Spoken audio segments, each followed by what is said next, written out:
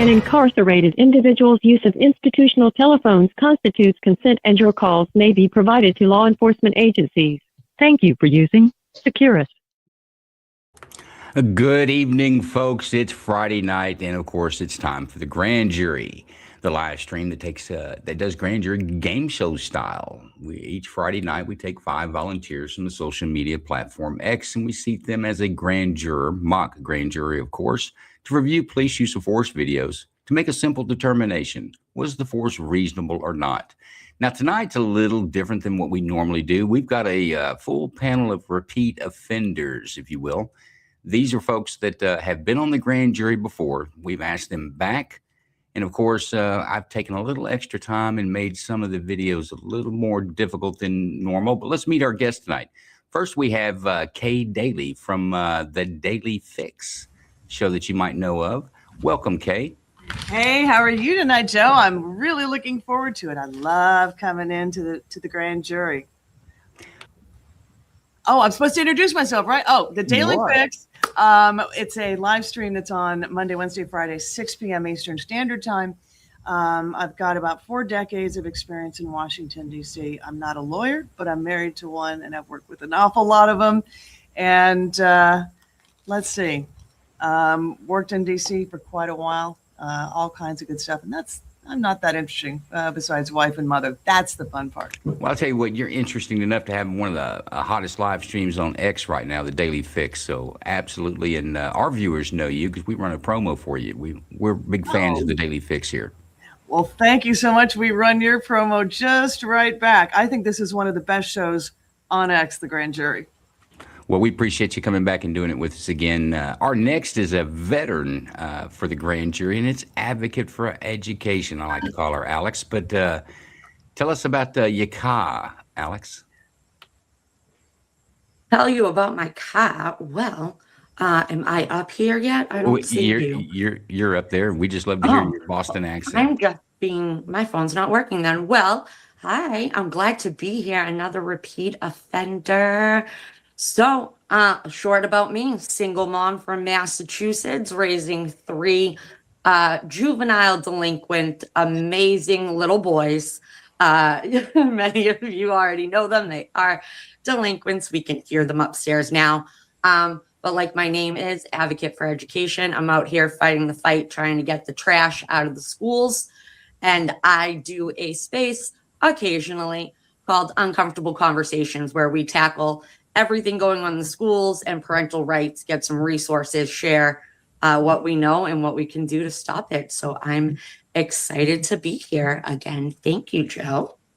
It's awesome to have you back, folks. Advocate for Education on X. If you've got issues in your schools are asking your kids to do things you're not comfortable with, you should check her out. She's got a lot of jot forms. She's probably been down that road before and know exactly how to handle it. She's a real trooper when it comes to advocating for our kids, especially in public schools. Next, we have our favorite Vietnam veteran, Frank.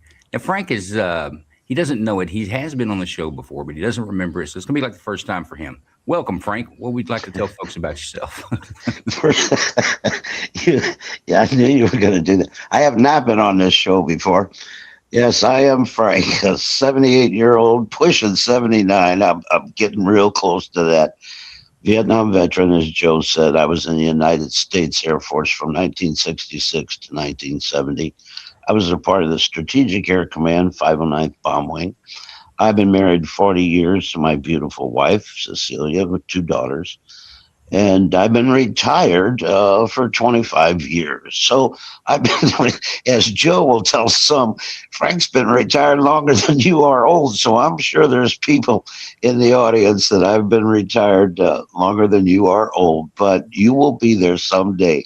And retirement is wonderful, is all I can say. My friend, you're living the American dream. That's Yes. what it's all about. Yes, sir, wonderful I life am. and a long retirement to enjoy it. That's Next right. on stage, we've got Doc J. Doc J is our favorite veteran, Navy corpsman. But Doc, what would you like to tell folks about yourself? Maybe about even some no quarter. Yeah, Doc J. I'm recidivist, malcontent, and frontman and guitar player for No Quarter, and we've got a show coming up next Saturday, January 24th, to raise some funds for our dear friend Carl, who has fallen on some hard times due to some medical issues. So hopefully you can all come out and help share the burden. We're all going to be talking about that next week for sure, but that's going to be a fun. If you haven't caught one of when we do the live stream on the No Quarter concerts, it's going to be another similar format to that. We'll have a great time. Alcoholic beverages are allowed, and great music, and for a good cause. Next, we've got Corey Brooks. He's a 2A advocate. You'll see him walking around and strutting around on X and causing trouble in spaces. But welcome, Corey. Well, thank you for having me, Joe. God, I'm so delighted to be here. I served 8 years in the United States Marine Corps, 0621, 0351, infantry all the way. Blow stuff up as you go. Yes, as you may say, I am quite a rebel rouser, and yeah, even more on Facebook too. If you want to follow me, follow Corey Brooks on Facebook and get some good laughs, because the liberals will come out and try to fight you and bite you. Without a doubt. Yeah, you're good follow on Facebook. He's a good follow on X, folks. Next, we've got Big Ron. Big Ron's taking a break tonight. I think he's going to Disneyland, believe it or not. But in standing in his stead is our other producer, Bruce Wayne. Bruce Wayne, introduce yourself, my friend. How's it going, guys? Looking for this show. I'm a co-host on Night Court, Grand Jury, Constitutionalist, and yeah, should be a great show. Thanks for joining us. And of course, we've got our expert witness, Jason. It's sad that I even have to introduce him. He's been on every show since the very beginning of this. Jason, he's a 30-year veteran of law enforcement, retired now, and he's also the developer of the 3D Response School Safety System. Jason, introduce yourself to the folks. You pretty much summed it up, so I'm not sure if I can do any more. And Frank, actually, this is the 4th time you've been on the show. 4 times. I told you, Frank. Yeah. 4 times. I'm not sure you don't remember any of those, but this will be fun. I Is Frank getting senile? Because I remember him being 5 times. Yeah, it can be as many times as he wants, folks. I've gotten good at video editing. I can put Frank in every show. He just won't remember it. You guys are killing me. All right, guys, we got 5 cases tonight. Let's get on with the rules. So tonight, it's a grand jury. It's unlike a trial jury. And in the grand jury, you may ask questions. You may ask to see the video, the questions again. I mean, ask to review the evidence again. Unlike a trial jury, in this jury, it's not a unanimous decision. It has to be majority of the vote. Excuse me, majority of the vote wins. So we have 5 jurors tonight. 3 out of 5 will take the day. What we ask them to do, and these guys have done it before, so I'm kind of just talking to my audience tonight. So what we ask them to do is use the reasonable person standard to determine if there's probable cause to believe that the force used was justified or not. And this, maybe instead of saying justified, was the force reasonable or not? Using the reasonable person standard, which is a hypothetical construct, not you or me.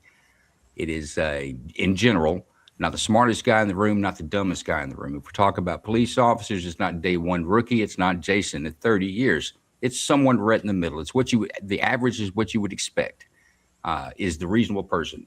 Can't really put your finger on it, but you'll know it when you see it, is kind of what we say. A juror should be objective and review only the evidence presented. You should look at these two, folks. And this comes of some recent news. It's really important that when we watch these videos, we don't make our judgments with the benefit of hindsight. Is what I'm trying to say.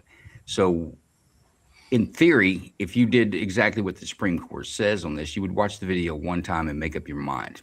That's all the information that you have, because that's all the actor would have had. The actor didn't have the opportunity to go back and watch it 3 times, slow it down, or see it from a different angle.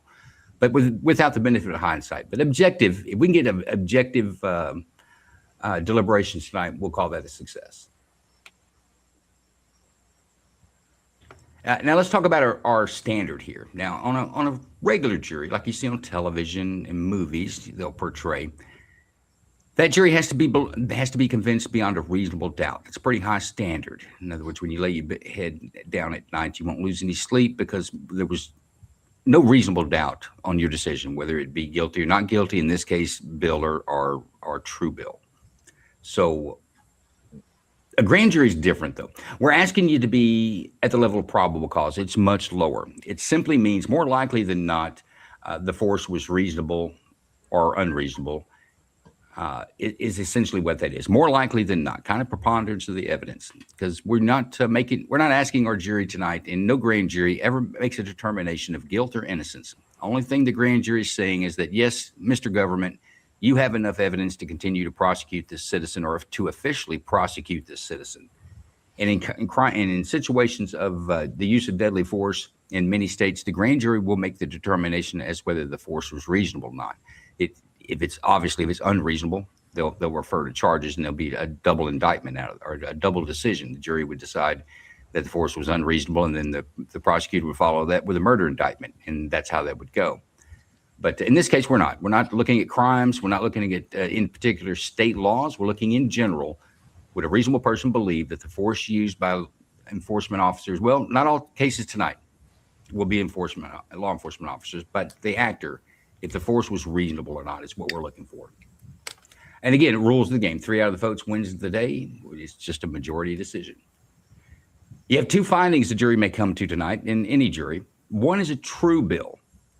Some folks get this a little confused, but true bill means it's an indictment. It's another word for it. But the real meaning, or the real way to say it, is a true bill, which are formal charges, and you'll send this matter to trial to be disposed of. Or the force was reasonable. If the force is unreasonable, you could go no bill, or that you believe the force is reasonable, you can go no bill or no formal charges. I think I've reversed that. True bill means you didn't like it, and a no bill means you did like it. But I'll walk you through that as we go through the night. That's kind of some legal jargon on how grand juries work. Do we have any questions before we get to our first case? I'm going to take that silence as no. Folks, this is our first episode of Repeat Offenders, and here's your first case.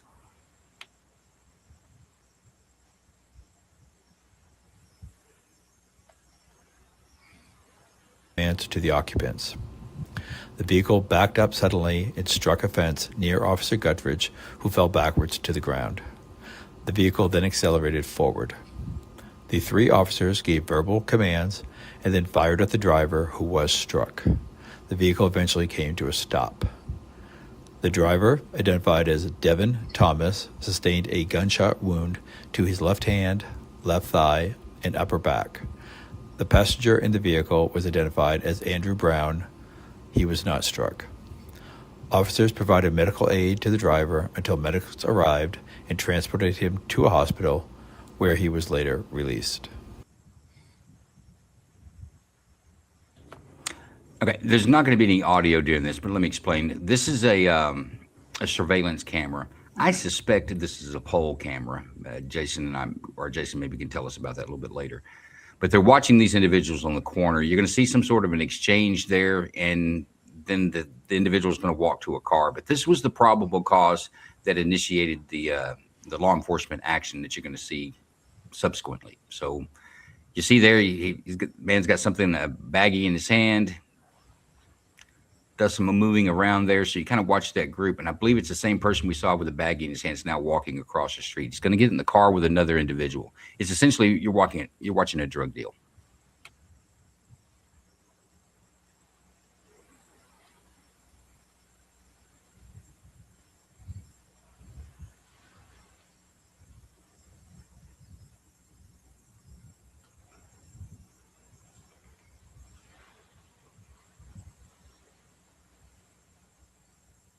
So he gets into the vehicle that's been waiting across the street.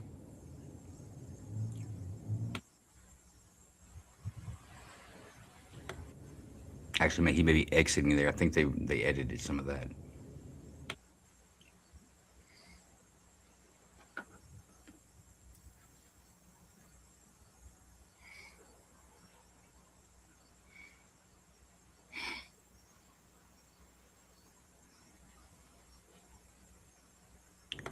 And now you'll see the car depart the area. And this was their probable cause to initiate a stop on this vehicle.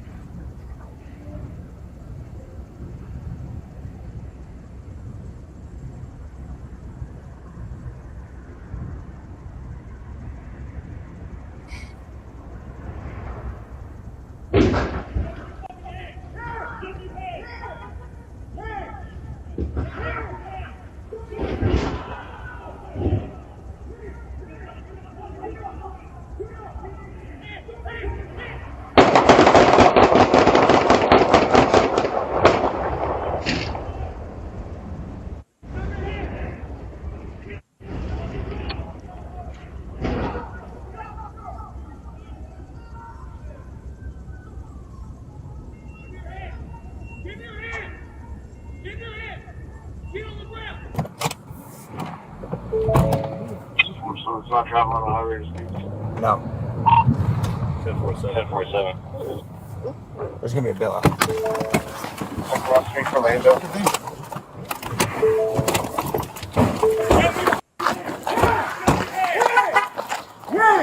Holy air.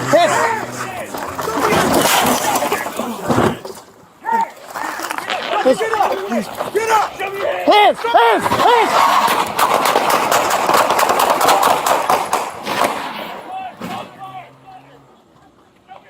Show me your hands!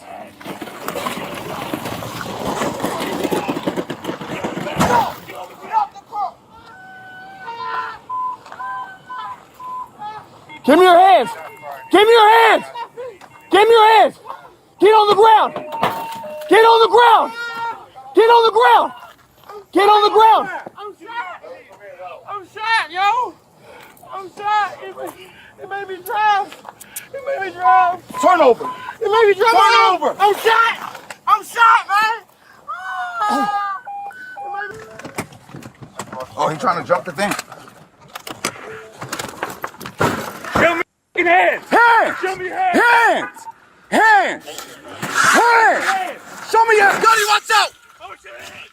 Hands! Hands! Gunny, get up! Get up! Show me your hands!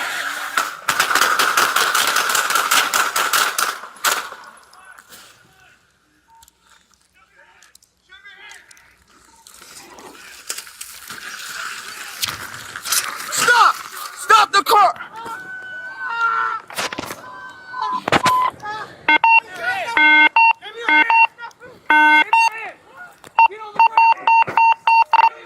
Shots fired! Shots fired! Get on the ground! Let me show me it out. I'm shot, yo! I'm shot! Well. It made me drive! It made me drive! Turn over! It made me drive! Turn over! I'm shot! I'm shot, man! Signal 13, signal 13. You told me to... Across the street from Orlando. Show me your hands! Show me your hands! Holy air, he's crashing. Oh, it's your hands! Show me your hands! Oh, it's your hands! Gotta get up, get out of the way! Show me your hands! Show me your hands! Shots fired! Shots fired! Show me your hands! Show me your hands! Get on the ground! Get on the ground! Get on the ground! Get on the ground! Give me your hands! Shots fired. Give me your hands! Give me your hands! Get your fucking hands up! Show me your fucking hands! Give me your fucking hands!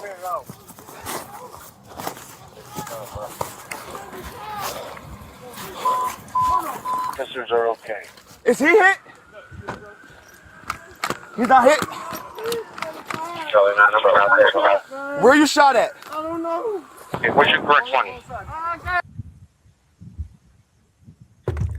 There's your first case, repeat offenders. Yeah, you watched the probable cause for the drug deal. They attempted to make a traffic stop.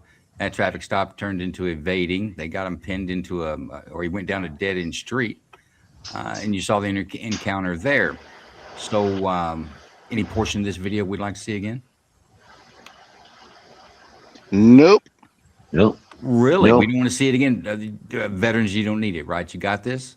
Yeah, got it. You know what? I'm okay with that. Let's go to 10 seconds or 10 minutes on the clock. Folks, that's what it is. You got 10 minutes to deliberate on this. And I'm going to go to, you know what? I'm going to Advocate for Education first. Go ahead, Alex. What's your first initial impression on this? How you feeling?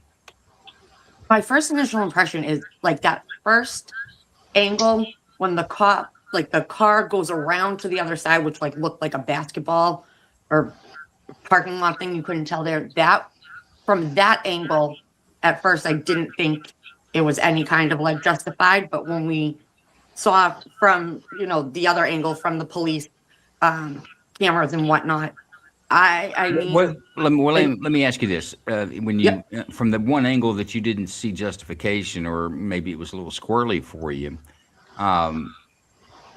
did it look like they were shooting him because he was fleeing? To me, it did look like that because the car was moving, but it didn't.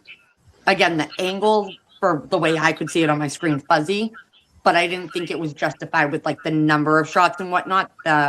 The area didn't look that big to me on that first angle. But then, like I said, when you saw it that second angle, to me, it's completely justified. Like they were 100% uncooperative and were trying to leave. Okay, well, is shooting someone for fleeing or being uncooperative, would that make it justified? Reasonable? I mean, the officers asked several times to stop. You can see at the beginning of the video that there was some kind of dealing back and forth. Then the car pulling out the way they did and whatnot. The cops, in my opinion, did. What I'm asking you is a more basic question. Is someone's non-compliance or attempt to flee justification to use deadly force? Overall, I'd say no. But in my angle, it looked like the car was coming towards an officer at one point. Okay, so if you believe it's coming towards an officer, then you would be using deadly force to counter Yes. deadly force? In that scenario. Okay.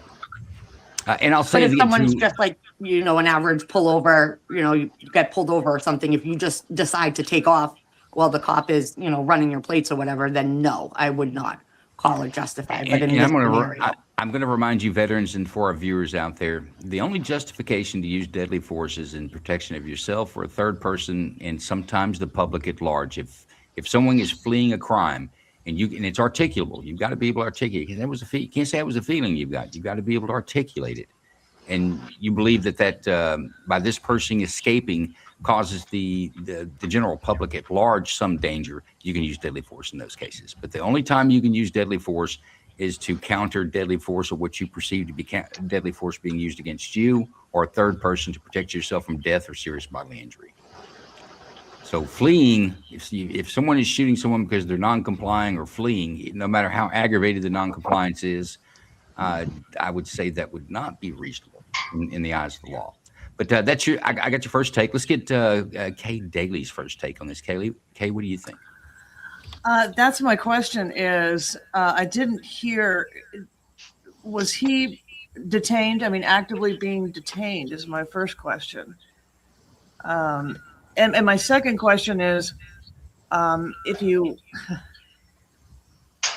not sure that the placement of the officer, any one of the officers, I'm not sure that his life was really in jeopardy at that point, and I'm not sure that there was any risk to the public at large. Yeah. So you're on the fence on this, huh? I am. Okay. Let's see if some of our other jurors can sway you. Frank, I know you've done this before. This is the first time you remember it. But what do you think? At least 10 times. Yeah. You're gonna go. You're gonna go with that, huh? Okay, All night. Okay, yeah, kind of like that World War II thing, right? Okay, so first of all, they were ordered to get out of the car. He put it in reverse. There was a cop behind him, which he could have hit that cop. I saw that cop like move out of the way. Then he put it in drive, went forward. There was another cop in front of him. So that cop was also in danger in his forward motion. That's when the shooting started. And and he ended up crashing into to that wall and another car. So it was justified. I felt two cops' lives were in danger by the driver not obeying their command, and I thought it was justified. Yes. So you're pretty solid in your reasonable. I am. Okay. Yes, I am. Yes. Doc J, what do you think? All right. Well, like others have said, initially maybe not, but as the thing went on, he was pulling forward, backing up, running into everything. He had officers diving out of the way, and it didn't look like he cared much what or who he hit. So I mean, even if he was trying to flee at that point, he was a danger to everybody. And after that first significant hit in the front end, he didn't have much steering either. So, I'm. So you're saying if he were able to escape the officers at that point, then other people at large that he would encounter could be in danger as well? Oh, absolutely. I mean, you're talking about a 3,500, 4,000 pound minimum vehicle, and he was not bashful with that throttle. So, you know what I'll say with vehicles, I feel like it gets pretty touchy. And now if someone is like aiming their vehicle at people, like actively trying to run people over and they're getting away, maybe I'm okay with that. But I'll be honest with you, I don't know that I'm okay with it if someone is fleeing in a vehicle and once they get through. I think articulating that their manner of operating the motor vehicle makes them a danger, because you'll see in pursuits where people the way they're driving is a danger, but yet deadly force isn't authorized in the pursuit. I can't drive up beside you and shoot you in the head. But I get what you're saying. I just don't know that I would buy that you could articulate if this person were to get away from this, get by the officers and escape, that his escape would create a danger to others. Well, my point is that vehicle as it was being operated was a deadly threat, and at least two of the officers present were in danger of death or bodily harm. Right. So and I can see your point on that one. I was just making note that by him getting away, even though he's driving was you could articulate his driving being dangerous, that once he got away from police officers, I don't know that you could make the argument that he was enough threat to use deadly force, I guess. But look, we're getting down to less than 2 minutes. Hadn't even heard from Corey. Corey, what do you think? Oh, right. Let me go out. Let's go ahead and say right now, no bill. Your audio's coming in real bad there, my friend. Okay, give me a minute. There you go. You're better now. Okay. All right. So no bill. Even when they put their car in reverse and started to back up, could have hit that officer, could have hit the other officer in the front. He damn near ran over his friend that fell out the side of the car. He was a danger. So the thing is, if you don't run, you won't get shot. You know that if you run, guess what? There's a possibility you can be shot. You can use that weapon as a vehicle. They can say that. And now you got what? You're staring down the barrel of a gun. No bill. Isn't there a court case though about that very subject, about fleeing and being able to use deadly force just because someone flees? Well, there's more than one. I think you're talking about Tennessee versus Garner, it prohibits law enforcement from using deadly force to prevent a felon from escaping a fresh crime. Mm-hmm. It used to be, but prior to this court case, it used to be lawful in states, Tennessee being one of them, that if you as a police officer arrived on a crime and you see someone that you can articulate, you would have probable cause to believe that they are the actor of a felony offense and they flee, you could use deadly force to prevent them from escaping. So Since that Supreme Court case, and they're right, by the way, when you use deadly force, whoever you used it against has just lost their due process, and that's what Garner versus Tennessee says. It says that when the bullet struck that person's head in Tennessee, they were essentially seized, and you could not unseize them. You couldn't go back and get an appeal decision and let them out of jail at some point. That it's basically sentence served there. So the Supreme Court says that you have to have probable cause, and you're going to have to be able to articulate that, just like you would with a warrant, a search warrant. Search warrant temporarily relieves you of your constitutional right not to be searched. And so you have to have this. You have to be able to articulate the same level. Now, there is difference giving to a fast-moving situation. They also give difference to. We can't review it with the benefit of hindsight. But we are on our mark here, so I need a vote. So let's go to them. I'm going to you first, Advocate. You were on the fence. Where are you now? True bill or no bill?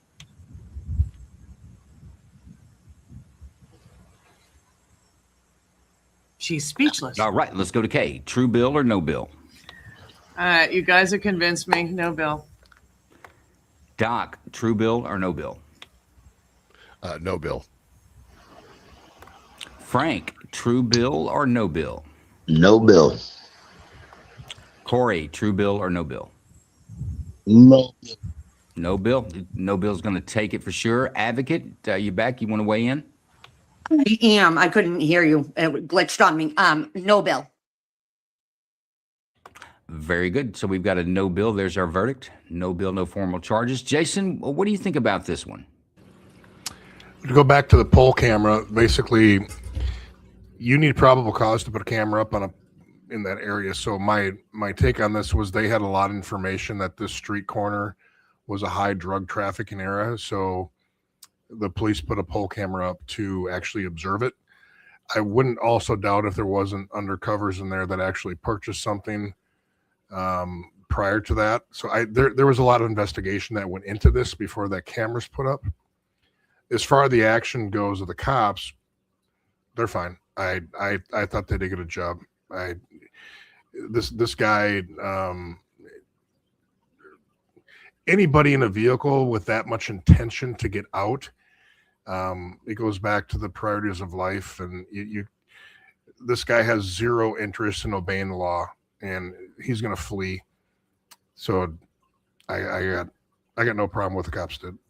And the one thing that bugged me with this is when the officer tried to get in the air and said shots fired, you hear that beep, beep, beep, beep, beep. He couldn't get on the air because morons were talking during this time. That was my biggest frustration. Like, give me the goddamn air. Anyway.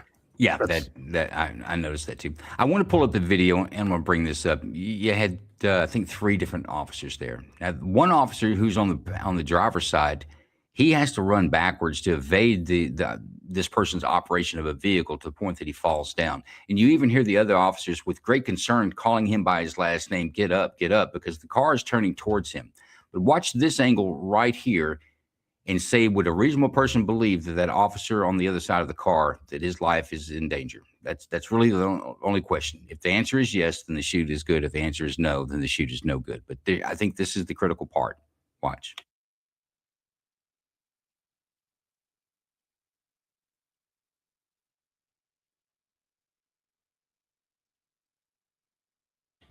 I'm going to watch one more time. Pay attention when you start seeing the gas come out of the gun.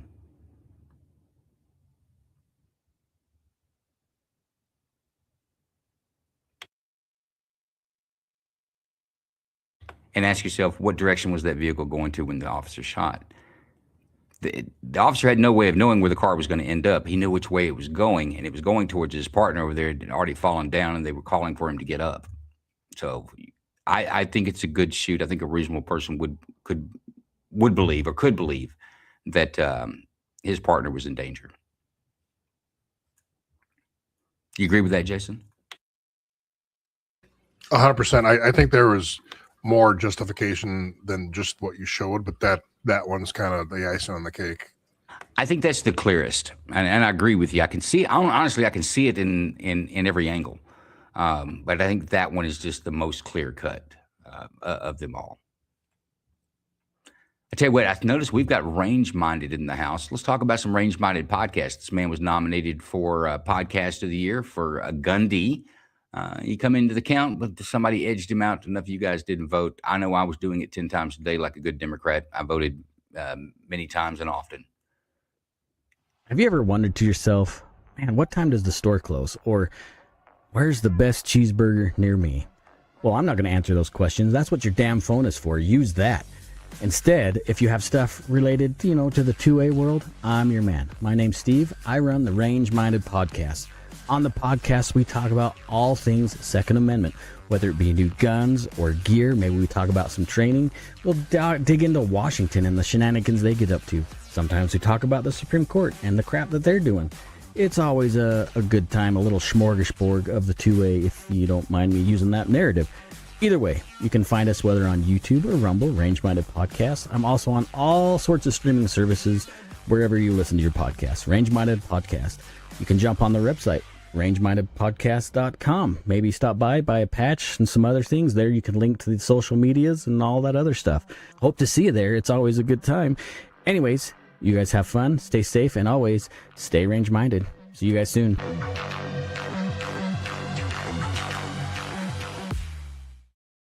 Yes, folks, support our friend Range Minded. He's a small content creator, works his butt off. He puts out a new episode each week, but he has real good takes on anything individual freedom, Constitution, and 2A. He also puts some good, what would you call that, Frank, gun crafting things in this podcast. But absolutely worth it. Go to his website, buy a patch. He's got some cool patches and stickers. Support the guy, puts in the work for it. Now, with that, I want to put out a warning, give everybody an opportunity now to walk away for case number 2. Case number 2 will involve a dog, I believe. You know what? Am I right about this one?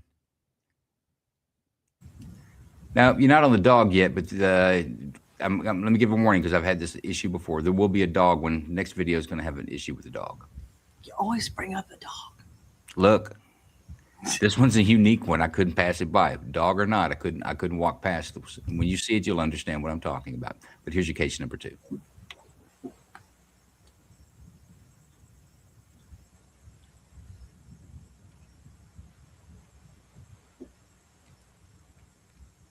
Olympic Patrol Division officers responded to a radio call of an ambulance cutting in the area of South Vermont Avenue and San Marino Street. The initial caller indicated that the suspect had broken a nearby window and armed himself with a piece of broken glass. He described the suspect as a male, wearing a white shirt and black pants, standing on the street near the 800 block of South Vermont, actively stabbing himself. Here are the 911 calls and corresponding radio broadcasts. LA City 911, operator 329. Yes, police, please. This is 911. Oh, yes. There's a man out here in the middle of the street. He's broken this glass of the business, and he's stabbing himself with the broken glass. He broke what? The glass, the big window. From where? We are on corner of Vermont and James Street. 850 South Vermont. 850 South Vermont? Yes. Is that a house, apartment, business? Business. What's the name of the business, sir? It is look like a beauty and barber. I see white, black, Asian, or Hispanic. Hispanic with the white top with the black pants. White what? White top T-shirt with the black pants. LA City 911, operator 353. Hello. I'm calling. There's a gentleman with a knife stabbing himself. He just cut his throat. Now he's stabbing his arm. He's on Vermont Avenue and Jameswood, corners of Vermont and Jameswood. Okay, let me connect you to the fire department. Okay, give them the address and phone number when they answer. Yeah. Olympic News and 2871 ambulance cutting 850 South Vermont Avenue, 850 South Vermont Avenue. Subject to Hispanic, white shirt, black pants. Armed with a broken glass, Mount Constitutional Clothing Center, 983 Norty 2049. Approaching San Marino. If units can stop traffic. Get some gloves on. He's actively cutting himself. We're trying to make contact and gain compliance. Hey, you gonna grab the 40? Hey, let's go!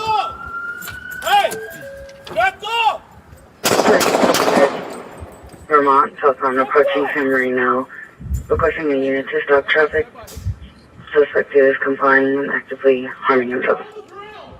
Hold the frequency. We have shots fired. Officer needs help. Subject is running southbound on Vermont on the east side of the street. Sanchez was struck by gunfire, fell to the ground, and was subsequently taken into custody without further incident. Here is additional body-worn video from the officers involved in this incident. We're gonna go hands on, guys. Yeah. It's like a small piece of glass. Is this thing heavy face down? No, I don't think so. Okay. We can approach a little closer. Yeah. Let's go. Moving. We're moving up. Check his hands. Check his hands. Check his hands. Put him on his stomach. Put him on his stomach. Put him on his stomach. Grab this arm. Grab this arm. Underneath. Just turn around.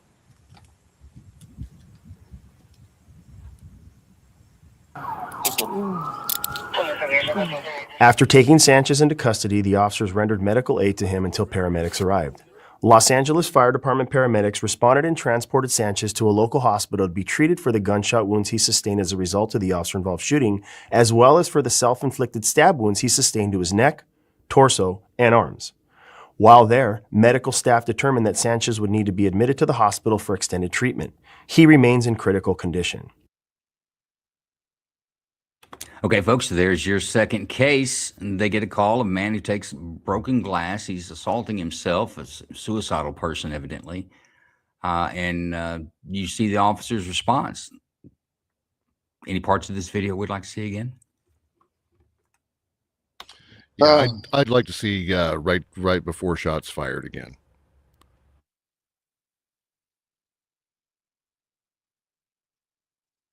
Approaching San Marino. If units can stop traffic.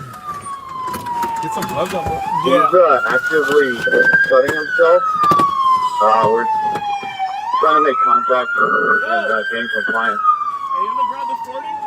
Hey, let's go! Hey, let's go!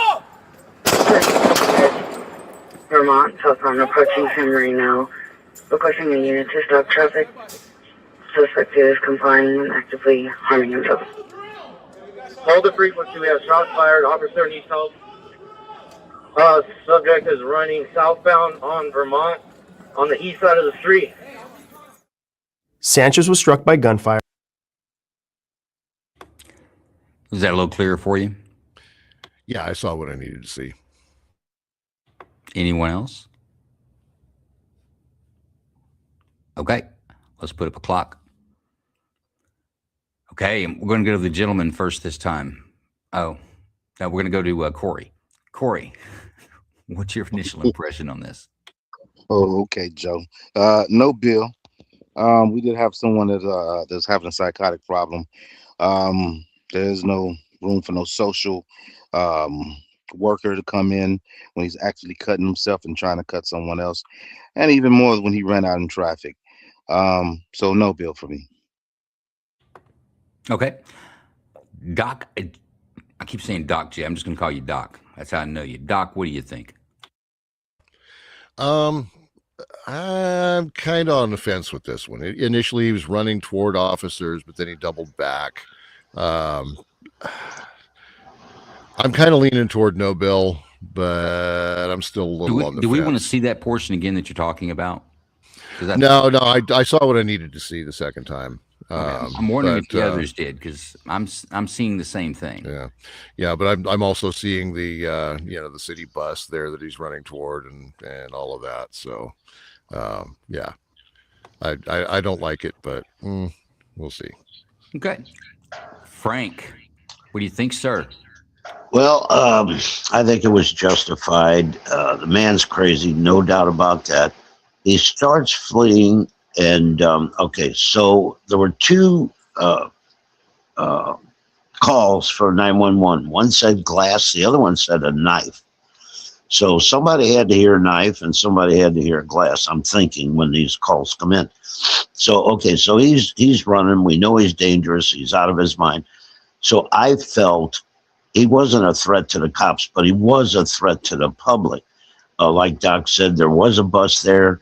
You don't know who's on that sidewalk, or who's going to come out of here or there or whatever. Well, let me ask you this, Frank. Go ahead. By his escape, do you think you can articulate that a reasonable person would believe that he's a danger to other people on the street? Yeah. Yes, he was a threat to other people. I thought I said he that. hadn't threatened. He threatened himself. He's suicidal. Yeah, but in that condition, you don't know what they're going to do. I mean, he's sitting there stabbing himself, trying to kill himself. If he doesn't mean anything to himself, somebody else sure doesn't mean anything to him either. So in a desperate situation, yeah, he could have hurt a lot of other people. Sure, absolutely. No bill. All right, ladies, clear this up for us. Kay Daly, go ahead. Tell us that they didn't even call for a social worker. I didn't hear anybody of that. Nobody took any. They knew it was a mental illness call. The guy, every call wasn't stabbing somebody else. He was stabbing himself. They didn't go out there with a gentle blanket in the warmth of collectivism. So I think there's an issue here. Yeah, and obviously someone had said there was a knife and someone, but then the police in their little confab said it was a piece of glass, not a knife. So they knew that.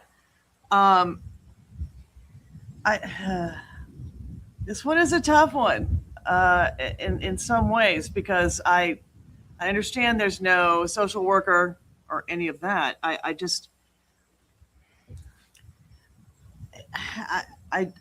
don't know that the threat.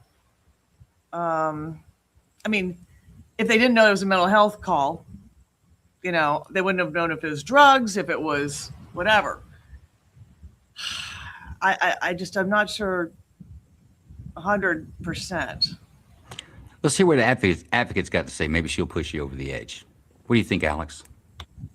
I mean, yeah, I get what we're saying about like mental health call. Clearly the guy's unstable and whatnot, but you do see him coming towards the officers. There's clearly something in his hand. I think it's the glass that they show at the end when they're, moving him to put the cuffs on. He does back up, yes, but then he takes, off and, won't stop for the cop. There is the bus. There are other people, but then I noticed on the call, it said person is complying, but like self-harming themselves. I don't know if I misread that or not, but to me, that was not what was happening in that scenario. The individual was like not cooperative at all, unless when he was walking to officers, he was doing, I don't know. The whole thing just doesn't, he was so unstable and unfit. Did he walk toward, and you get the car's parked there. You see you have the split screen. You see the dash cam, which is actually a better view there. The actor comes from the sidewalk into the street where the officers are parked, but he's not walking towards them. He's running towards them, is he not? Yes. I mean, he's going at them. I don't know. And then he goes the other way. I'm with Kay and with the guys on this one, because if they had called it in more of a mental health, but even a mental health call coming in with like your fuzzy gloves and like, let's talk about it.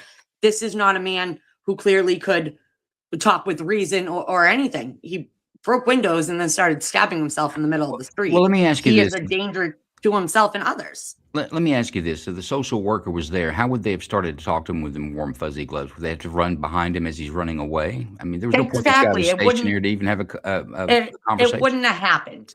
That's why I personally think no bill. But that's okay. Alex's opinion on this. Well, that's what we're looking for. That's how these juries work, Alex. Let's get Case. Case, what do you feel? She makes a good point. Either he's going to stab himself to death, or the officer can stop him using force.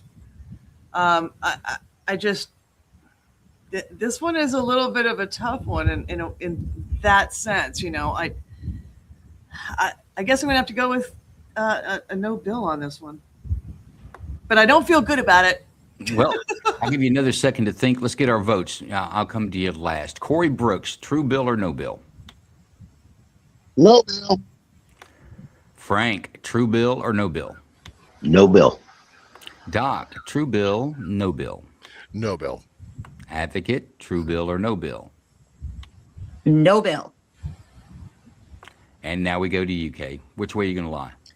No bill. Don't feel good about it. There it is. No bill. Jason, what do you think about this one? I want to make just one little comment. It's not about mental health or drugs. I mean, a lot of people kind of say that. When you go to a mental health call, the first priority is to secure the scene, and then you can start the mental health process. But the first thing you have to do is secure the scene. And you have to protect the innocent and the bystanders first. In this case, the officers, just because he's mentally ill or maybe he's on drugs, it doesn't matter. Right now, my job is to protect the general public around me. So take that whole thought out of it. We'll deal with the mental health or drug use afterwards. Right now, I want to make sure everybody else is safe. When he turned towards the cop, and I don't care if it's a knife or a piece of glass, it could be a brick. It doesn't matter. That officer, when he shot, in his perception, he was turning towards him with a weapon that could harm that officer. Now, truth be told, I think I would have taken a couple steps back before I shot to see if he kept coming. And in the same light, I did hear an officer say, you grab the 40, I'll grab. And if that was a two-man squad, one guy grabbed less, one guy grabbed lethal. And I don't think that happened. And I don't even know if a 40 would have worked. It may have or not. But when I'm this officer and there's a bloody mess running towards me with an edged weapon, yeah, I'm putting you down. Like, you're not following my commands. But I probably would have taken a couple steps back, but I am not allowing him to get to that bus.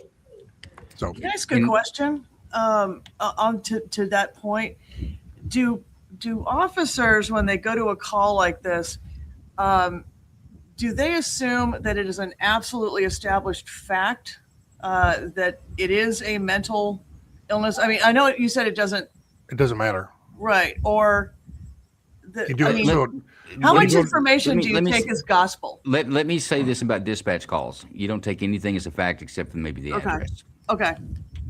Because there's a lot of times you get there, it'll come out as one call. You get there as completely something different. Right. That's what I was wondering. You know, how much of it was gospel? And okay, good. Thank you. But you know what? Jason makes a point here, and I've got it frozen. You see the dash camera video. You see the guy that was, I think it was a gray shirt or a white shirt. It's bloody down the front. But watch this from the officer's point of view. Where is this guy running to get away? Or is he running over there to cut you with what he's been cutting himself with? I think it's what a reasonable person could believe. But watch this.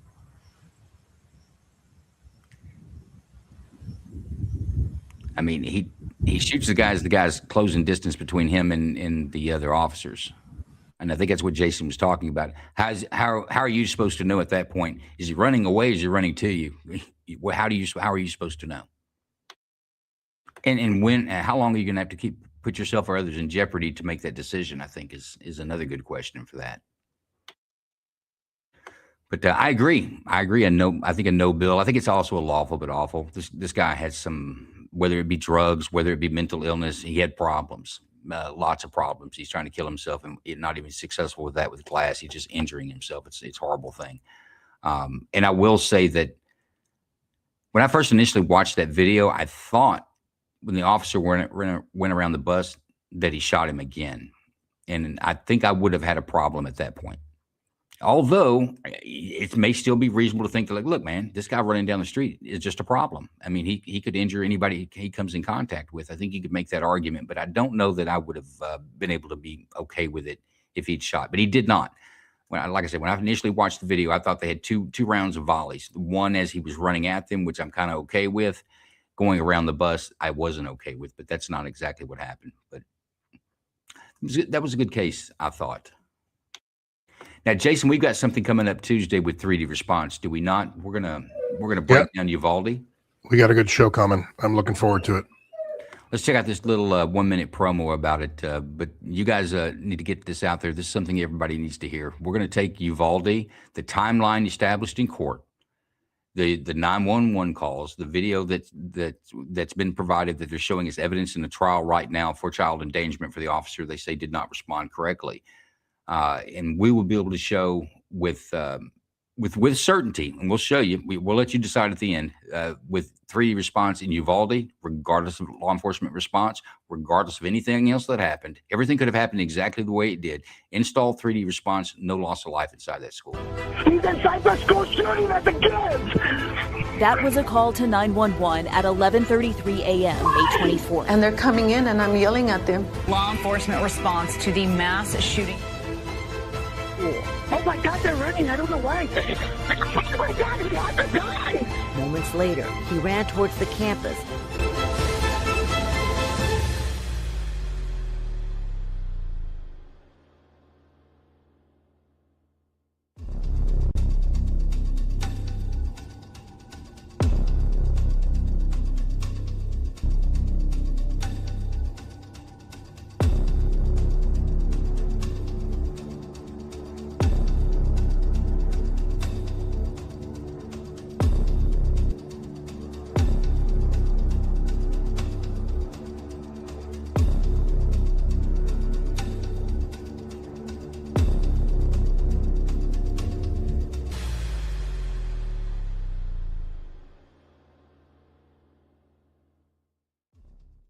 Folks, I'm going to tell you, as sad as Uvalde is, and I won't say there's a school shooting that's not just makes you want, just doesn't turn your stomach as much as the next one, but it is the best example to show with 3D response. When your psychologists and psychiatrists don't actually heal somebody because they've never done that, they don't prevent it. They don't know that it's going to happen, so you can't prevent it from happening.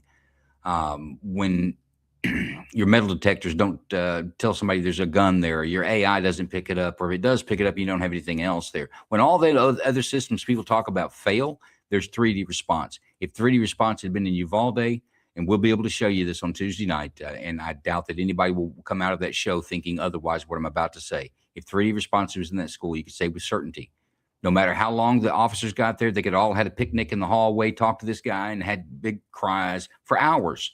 No child would have lost life. No child, no staff would have been exposed to gunfire that in entire time with 3D response. So looking forward to that coming up next Tuesday. It'll be a space and a simulcast stream because we've got a lot of video to show you out of this to be able to prove the points. But we're looking forward to that, are we not, Jason? Well, we are, and I'll speak for Jason. He's looking forward to it as well. Let's get to our third case, guys. This one's got a dog, so steel yourselves. Film this time, bro. Oh, never mind. Stop the dog. Bro, we're fucking off-roading, bro. I did not cut your gate, sir. I did not cut your gate, sir. I did not cut your gate, sir. I can't. He's gonna shoot us, bro. No, he's not. Bro, please let me go by, sir. He cannot shoot us. He cannot shoot us. Go. Please, dude, we got it. Jeremy, I can't even. All right, go. Dude, I'm coming by, bro. Don't shoot me, bro. Please. Let's go. Please let me go by, sir. I'm gonna leave your property right now, sir. Go. Sir, I'm gonna leave your property, sir. Please. Dude, I'm fucking off-roading, bro. What is your problem, man? For what? It was an accident. Sir, please, I gotta come by, sir. Watch out. Please, sir. Excuse me. Please, sir. Excuse me. Excuse me. Watch out, dude. Go. What the fuck, man? Go.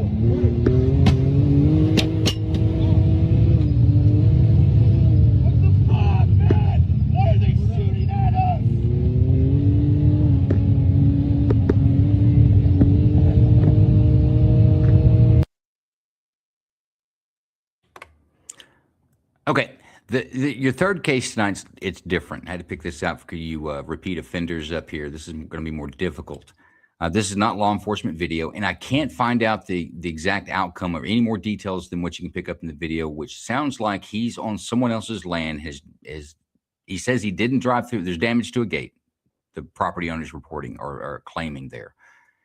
Initially, you hear the driver of the side-by-side say, I didn't do that. I'm a professional off-road driver, or whatever that means. But then subsequently, he does say it was an accident, which he's talking about. I damaged your gate by accident. But then pushes past the person. There's the man's gun. You can't tell through the video. The man standing in front of the vehicle is the property owner with a pistol in his hand. Someone's in the white SUV that tries to block the road. They go around.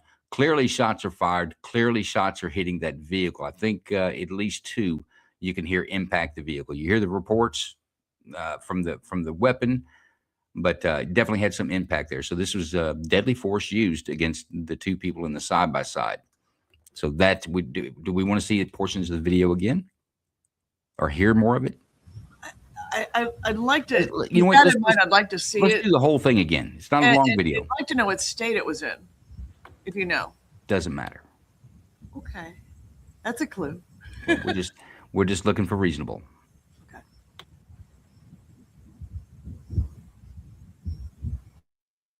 Actually, I believe it's in California. There's not a lot of information behind it. I couldn't find this. I found this on X. Interesting video, and it says that does anybody else have any information? They don't. Whoever posted it didn't know much more about it either. Film this guy, bro. Let's go. Bro, we're fucking off-roading, bro. I did not cut your gate, sir. I did not cut your gate, sir. I did not cut your gate, sir. Go. I can't. He's gonna shoot us, bro. No, he's not. No, he's not. Bro, please let me go by, sir. He cannot shoot us. He cannot shoot us. Go. Please, dude, we got it. Jerry, I can't even. All right, go. Dude, I'm coming by, bro. Don't shoot me, bro. Please. Let's go. Go. Please let me go by, sir. I'm gonna leave your property right now, sir. Go. Sir, I'm gonna leave your property, sir. Please. Dude, I'm fucking off-roading, bro. What is your problem, man? For what? It was an accident. Sir, please, I gotta come by, sir. Watch out. Please, sir. Excuse me. Please, sir. Excuse me. Excuse me. Watch out, dude. Go, go, go, what the fuck, man? Go.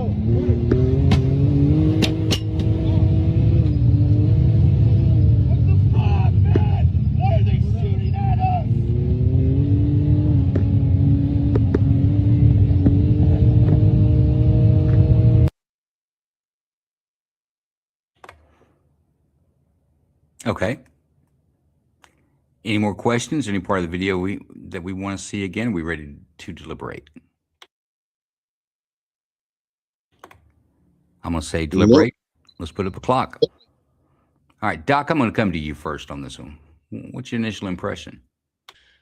All right. Well, I've said it before. The only difference between these police videos and this is, number one, the right to be present in the situation, and number two, the protection from a civil suit personally afterwards. I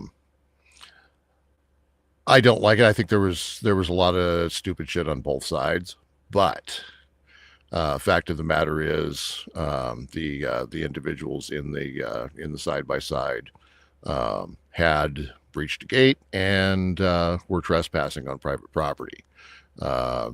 Assuming that was the property owner they were dealing with, same rules apply.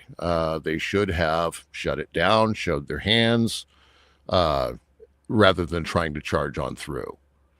But that's kind of where I'm leaning. So you're leaning towards justifiable, reasonable. Yeah, semi-reasonable. Like I said, I think there was a lot of stupid on both sides. In general, reasonable. Yeah, I get what you're saying there, right? It's hard to say that's a whole reasonable situation, but in general, that the pulling of the trigger was reasonable. Okay. Corey Brooks, what do you think? Now we got the Oregon coast, freedom-loving, off the grid Doc. Let's go to communist Illinois. Corey, what do you think? Bill, because the fact of the matter is, you can't hold someone. No matter, yes, you may be trespassing. Your audio's janky again. And Doc, I almost said So, you're on the freedom Bill, left West Coast, and I oh, remember oh, you're in Oregon. You're just as much communist as Illinois. You just oh, isolated Jesus, yourself from it. Go ahead, Corey. Jesus, Mary and Joseph. Bill, you can't hold someone. Yeah, if they cut your gate, then you have to prove that. There's no way for you to prove that right now. Yes, call the police, let them come pick them up and figure that out if they cut the gate. Then they can trespass them. But yes, it may take 10 minutes, 20 minutes, however long it takes. I don't believe that you can hold someone there because you're saying, well, this is a citizen's arrest. No, you're not a police officer. You're not protected by the same thing. Now, the only thing that they messed up on is when they started to move the vehicle, he could feel like his life is in danger at that time. Yes, I get that. But the initial thing is, I'm going to stop you because I think you cut my gate. You better be damn sure that they cut that gate. And if they cut that gate, what were they doing on your property? Were they trying to break into your house? The immediate danger. Did you put yourself in immediate danger? That's one of the things. So no, you can't hold someone on your property talking about we're going to wait till the police get here to find out if you cut this gate. You should have been there. Or you should have understood that, hey, that if I could find out that they cut that gate, yeah, I want them trespassed. If that's my property, yes, I want them trespassed. But no, I'm going with Bill on this one. But if they escape, then how do you know who to trespass or get the damage for your gate taken care of? They're not getting that far. Okay. Frank, your point. Okay, so if it's a cut my gate, that means he had a rope on it. Big deal. I think that guy was just a little crazy. I don't know. The property owner. There was at least 4. Yeah, the property owner, and seemed like it was in California because bro. Who does all that anyway? Yeah, I think the property owner was just way out. I got a gate on my property. If somebody opened my gate and they were flying around in a friggin' 4-wheeler, I'm not going to shoot at them. Tell them, you came in here illegally in my property. We're not asking what you would do. We're asking. This is the yeah. Well, I'm comparing it. I'm thinking I'm using some common sense. I would tell them, look, you don't have the right to be here. I'm going to take your license plates. I'm going to turn you in, and we'll take it from there. But I'm not going to shoot at them guys. No, not for that. Let's try to clear this up. I think we got a fundamental question. Listening to you guys speak here, we did have the little standoff there, bro. Yeah, let me buy, and then he inched forward. But there were no shots fired when he was driving by himself or even the person in the vehicle. There were no shots fired. The shots were fired once he had gotten past them, and essentially getting away. So I think that's the question you need to answer. Are you okay with shooting, using deadly force to prevent someone from escaping from trespassing? No, not in that situation. What did they do? I mean, they trespassed. Look, here's a fact. We don't know if they trespassed. We know what we saw. Yeah, we don't. There was an interaction there. One drives past the other, and shots were fired from the rear. That's really what we know. Yeah, that's all we know. Yeah, I just think that guy was the owner of the property was a little off on that. I would never do that. Yeah. Yeah. Let's get to the I ladies. thought he could have took a picture. When you asked me earlier about if they get away or if they get about, he could have took a picture of them. With all this technology they have, they'll be able to catch them and talk to them and see if they did that. There's several things that could have been done in this situation, probably different. Let's go to Alex. What do you think? Well, Alex, they were driving the somebody car. They were driving the car on the property they weren't supposed to be on. Well, your girl may have been walking through the woods with these rocks, supposedly, allegedly, that kids jumped off of in high school, and walking back may have encountered the police, all alleged, and then had to go to court when the summons showed up and my parents wanted to kick my butt. But I think, I'm with Frank on this one. Like, should they have been trespassing if they really were? No. Do we know if they were the actual ones that cut this guy's gate? From what I saw, no. That It didn't look when they were trying to finally get past him that they were like lunging the car or the four-wheeler right at this dude and for him to shoot. Like, I agree with, I think it was just Corey who said it. You could have taken pictures, you could have got the plate and just be done. But I'm also from Massachusetts, which is, you know, retreat state. So if somebody's on your property, you're not allowed to do anything anyway.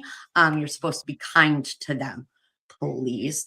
So I don't think the force, I don't believe it was. You don't believe it'd necessary, be honestly. reasonable? Okay. I don't Okay. think it was reasonable. Okay, what do you think? Well, instead of a gun in his hand, he could have had, you know, a phone to video it. He could have put up a deer camera if this had happened before. He had no evidence, you're right, to do this. And, you know, I think maybe it had happened multiple times. Maybe he was just at the end of his rope. That doesn't give you the right to do that. I think gathering the evidence and letting the authorities handle it. I know what side I'm on this one. Okay. I think the only one that may be leaning the other direction is Doc. How are you still feeling about that, Doc? Well, my initial comments were more to provoke a little bit of debate, but Corey's absolutely right. You don't have the right to hold somebody on your property, and that appeared to be what he was trying to do. And you can have a gun on your hip just in case, you know, they have a weapon. I always do. I would push back that you could even have it cleared in this situation and that you could attempt to detain under a citizen's arrest. But just like a police officer, if that was a police officer, say, I'm the police, stop that vehicle, and then they drive through and you shoot them as they run away, can an officer do that? Officer can't do that. You don't have, as a landowner, you don't have the right to do it either. Nope. But let's get a count on this one. We're down to a minute. Corey Brooks, true bill or no bill? I'm outside of the tractor, but no bill. That the force was, I'm going to come back to you. Frank, true bill or no bill? Sorry, Bill. I meant to say Bill. Yeah, Bill. Bill. Gotcha. True bill. True bill. That's two for the true bills. Doc, true bill or no bill? Bill. Reluctantly, but Bill. I got you. Kay, true bill or no bill? Don't send me the bill. No, true bill. True bill there. Advocate, true bill or no bill? True bill. There's the first one for the night. A true bill, it's a formal indictment. If this was a grand jury, folks, and this was a charge brought up before them, they would indicted the charge, true billed it, and send it on for a trial for a jury of 12 to decide a disposition that an offense, probable cause exists that an offense did occur and the actor would have been responsible for said offense. Good job. Good job on that. Jason, now you're in Minnesota, so this like sometimes you're free, sometimes you're not. How would you handle that? What do you think about this case? I agree with the jury. I trespassing is a misdemeanor. It's not a felony. It's not a person's crime. It's at best they have two charges, or the owner does. He's got criminal damage to property, which is probably a petty misdemeanor if it's just a chain, and then you have trespassing. And trespassing wouldn't probably even hold up unless the property was posted correctly. You can't turn deadly force onto a misdemeanor. And the other part of it too is the people in the four-wheeler were actually trying to talk to him, and he said nothing in return. So this whole thing was retards on both sides. But it does not result in deadly force. Yeah, I grew up in a very rural area where we were kind of feral kids.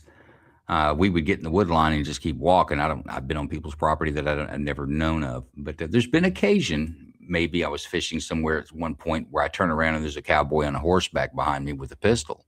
Now he's in a hidden cleared leather, but what you don't do is run. Just talk. It's like, oh, it's your property. My apologies. If you've done damage, you need to deal with that. But you stand there and deal with your stuff with your property owner, and that makes these situations a lot better. I think that their insistence to push by him was a problem, but I also agree that you can't use deadly force to prevent that.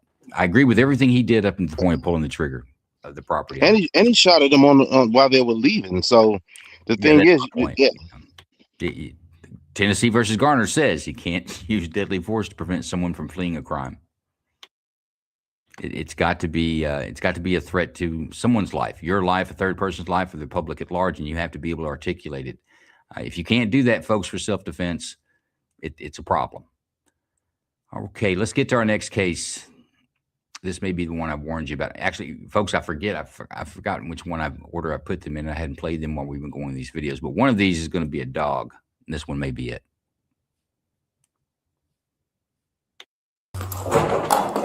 Oh, yeah. Steel yourselves. Here it is. Hello? Yeah. Hey, Baltimore City Police Department. Everything okay? No, hold on. I'm trying to unlock the door. No. Keep the door locked right now. Where's the dog at? He's right here by the door. Okay, well, keep the door shut.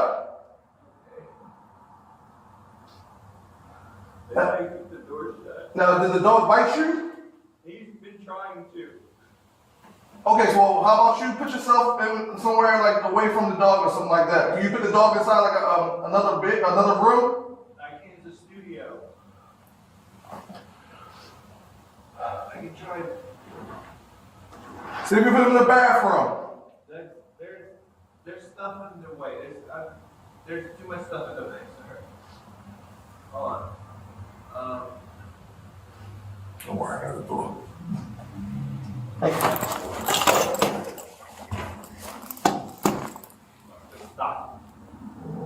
Stop it. Stop it. All right, well, just leave the dog alone for right now. I said if you can't put the dog in the bathroom, just leave the dog alone for right now while he's docile. I'm holding his harness. I can't let go of him. If he tries to attack me, as soon as I let go. Oh, Jesus Christ. All right, if you hold him to his harness, then you should be able to lead him towards the bathroom. Yeah, there's bunch of stuff in the way. We try and get him that way. I'm gonna try. Okay. Let's go. Stop! Stop it! Stop it, Roscoe! Stop it!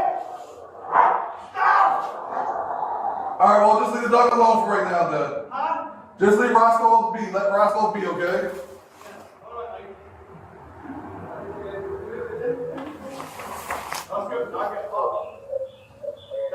Let's see if who's the ETA for the dog. 17, is there an ETA for animals?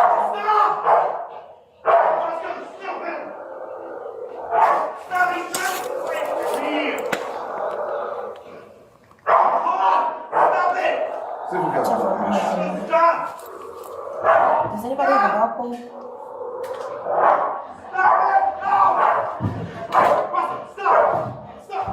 Time for waiting for it. Stop! Stop! Get up!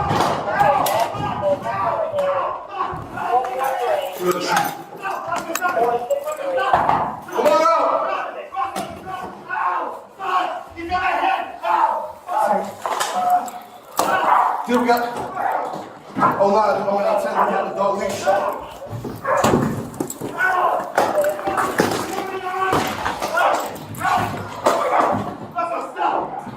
Stop it! Go! Keep them out, sir! He's breaking my arm! I can't! Come on, go, Red. Push it. No! Oh my God, I can't get my arm! Hold on! Stop! Stop!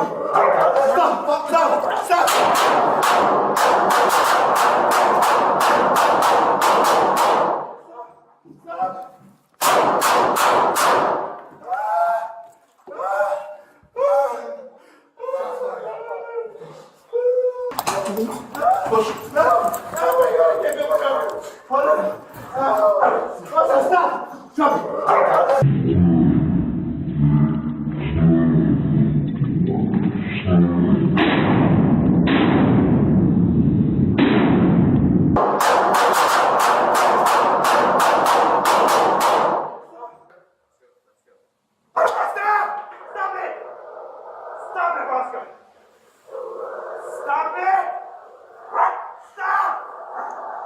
All right, well, just leave the dog alone for right now, then. Huh?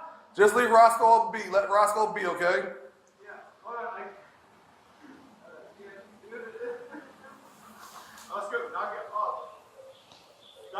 Let's see if what's the ETA for the dog. Stop!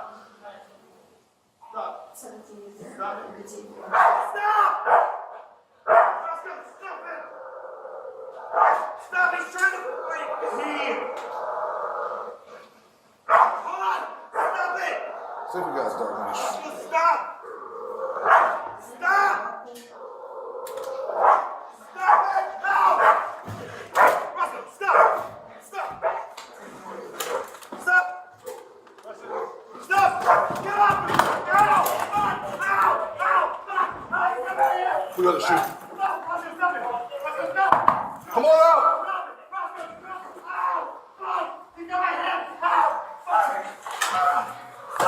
See if we got. Oh, nah, I mean, I'm telling you, we have the dog leash.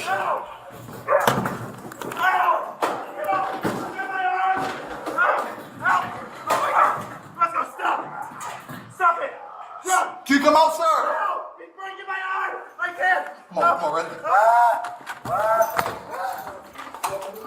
Push it. No! Oh my God, I can't feel my arm! Hold on! Roscoe, stop! Stop! Sir, let fuck the dog.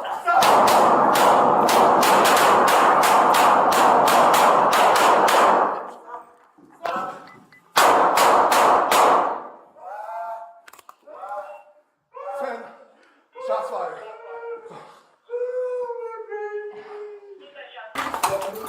Push it. No! Oh my God, I can't feel my arm! Hold on! Roscoe, stop! Stop! Sir, let.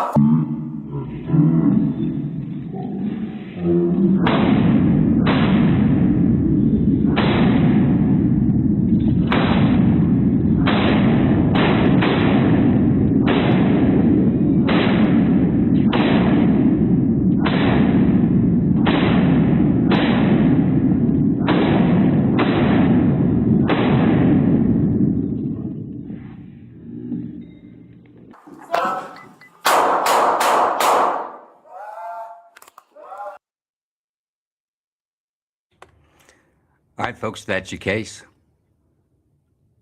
Any part of that you want to see again, or are we ready to deliberate? Well, that dog won't be biting no one else. Holy crap.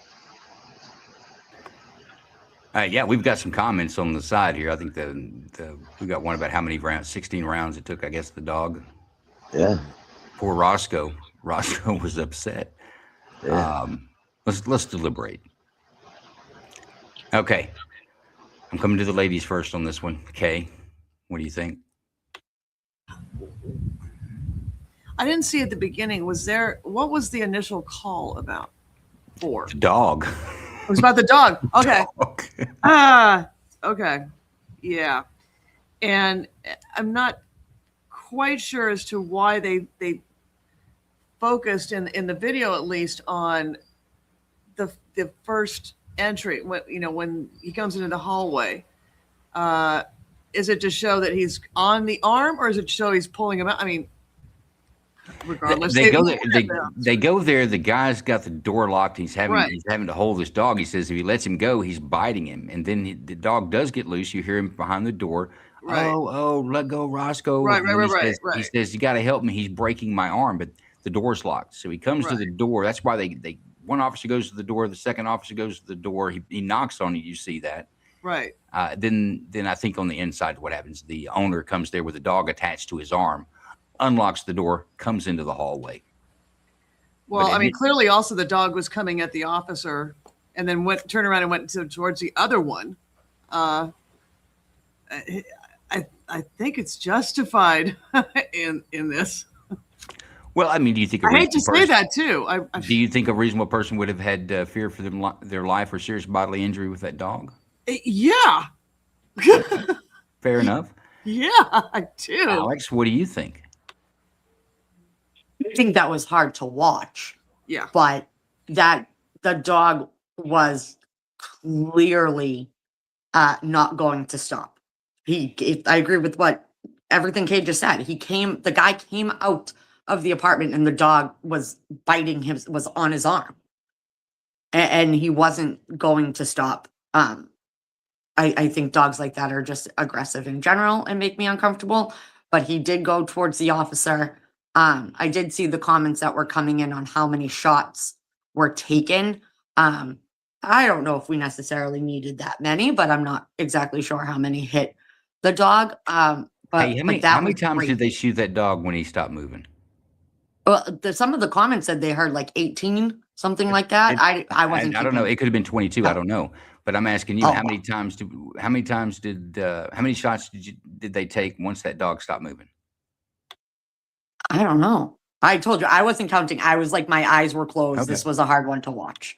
But I do think it was justified in terms of how aggressive the dog was being in to protect the owner, who was obviously attacked already, and the officers and everybody else who lived in that building.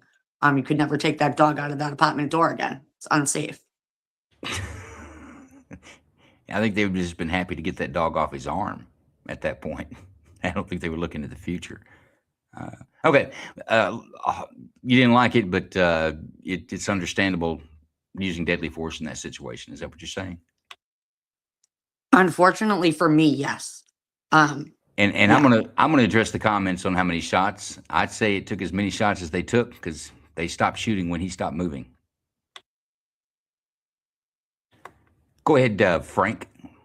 Tell us your thoughts. My thoughts were, I'm going to assume that dog. Well, I know it looked like a, what do they call them? Bulldog, pit bull. I know they can be aggressive in turn, or the dog might have had distemper, which I had a dog do that to me.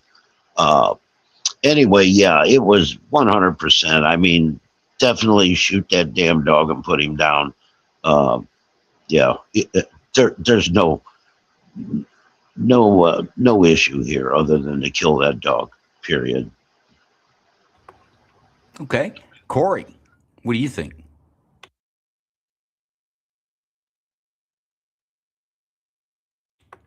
Corey could be busy. Let's go to you, Doc. All right. Yeah. I don't have any problem with the shoot. That was Sorry. absolutely justified. But I want to indict the dog's owner because that's either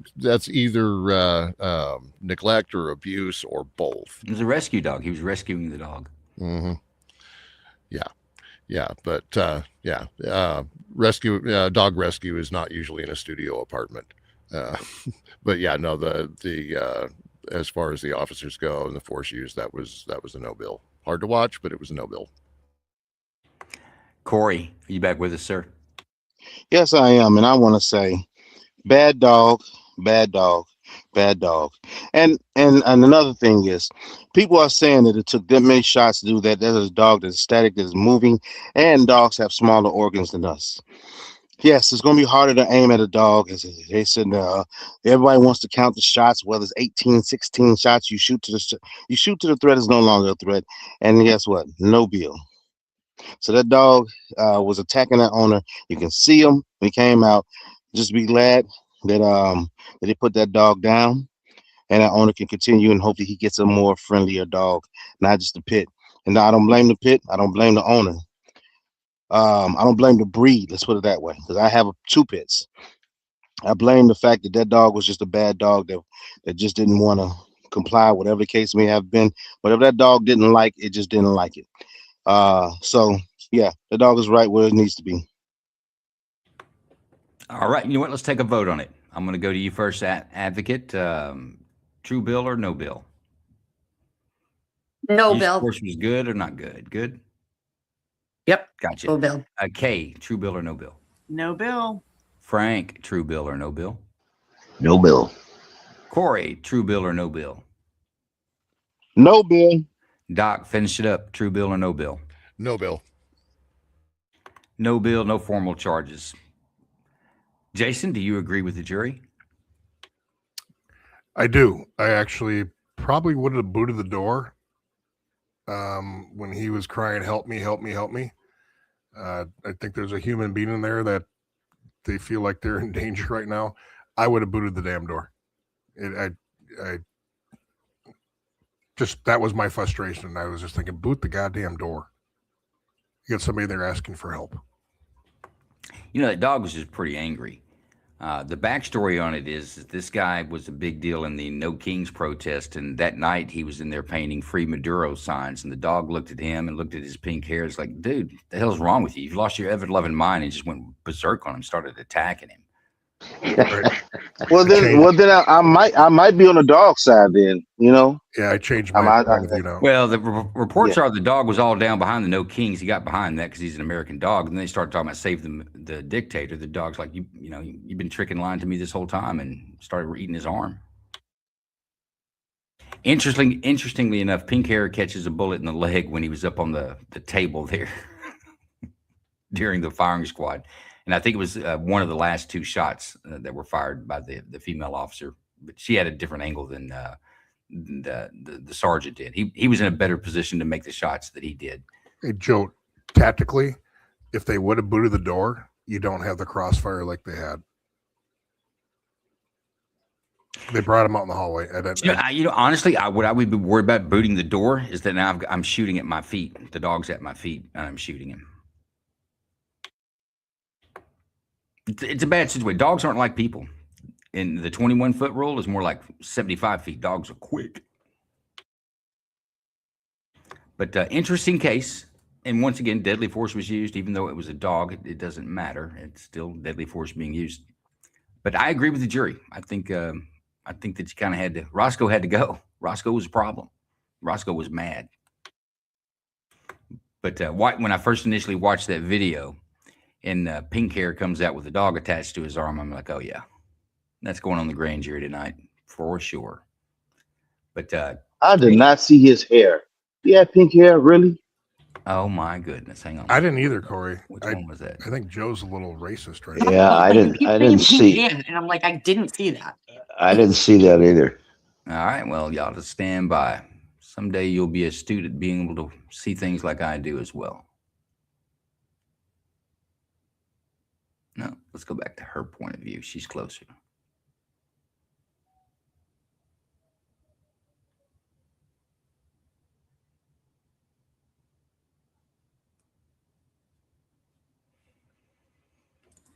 One-quarter speed.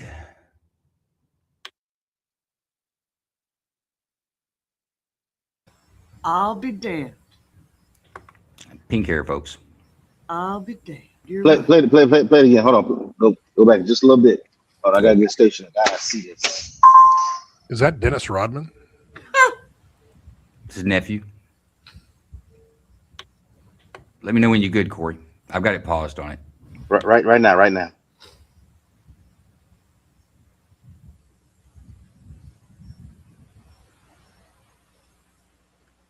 Going back for you again, Corey. Here it is.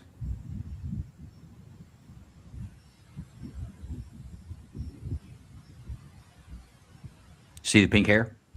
Well, damn it. It looks like pink, like braids or something, too. Oh, gosh darn it.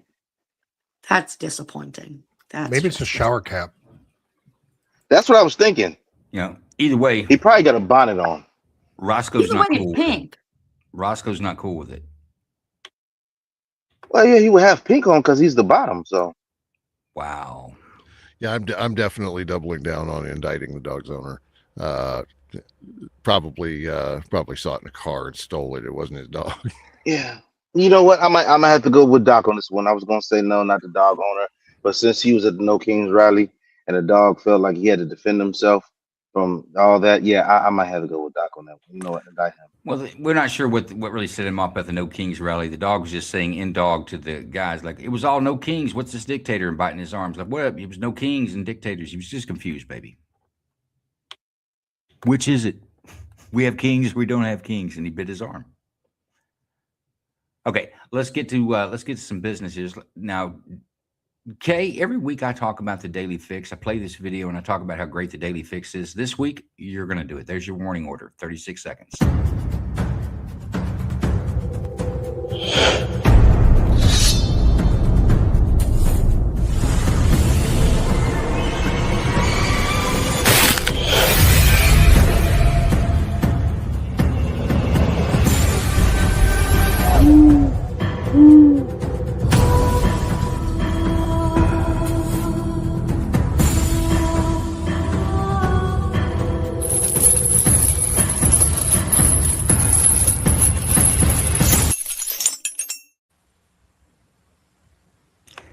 Tell folks what they need to know: time, place, and content. Kay. Well, it's Monday, Wednesday, Friday, as it said, 6 p.m. Eastern Standard Time, live streamed on X. We're going to be actually going to all kinds of other platforms as well. But my co-host is and producer is Drax. Basically, I try and give an insider's view. I don't sit there and read Fox News headlines. I talk about the process of how things work or don't work in the political realm, and I confirm any data that I give out with actual sources. I don't grok it. I don't Google it. And we try and demystify the swamp. So it's inside information. Sometimes it's guess. Sometimes it's just the clips. And Drax and I talking about it. Plus, my co-host is a brilliant satire comedian, so it's not like listening to C-SPAN. But join us. Yeah, if you haven't seen it, it's absolutely entertaining. Kay brings how the sausage is made in Washington and kind of behind the headlines of the day. For good or for evil. And Drax is great. By the way, Drax does the Drax Pit. Saturday nights.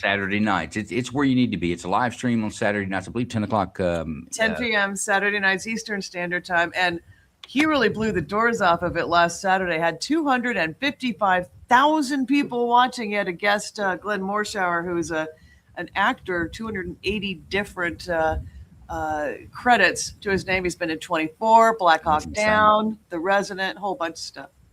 Here's a quick, this is what I get. Okay, every week I play this, my 13-second promo for the Drax Pit. But this is what I got. As liberals go crazy and throw their fits, come on down to Drax's Pit. Yeah, it's Drax's Pit. As Drax says, where X marks the spot. Folks, if you don't catch that on a Saturday, or if you never caught it on a Saturday night, catch it. It's entertaining. It's kind of a bit of a variety show. You don't know what's going to be said. You don't know what you're going to see, but you will be entertained with it. We do enjoy Drax's Pit and the Daily Fix. Daily Fix is my go-to for my political anchor. All right, guys, we're going to get to our last case. This is a case you've seen. This is one they've been talking about in the news. This is the ICE shooting.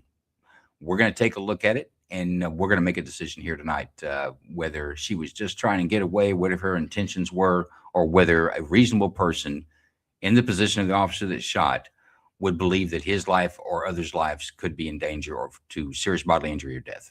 That's the question that we're asking. That's what makes it reasonable. Nothing else matters. But let's take a look at it.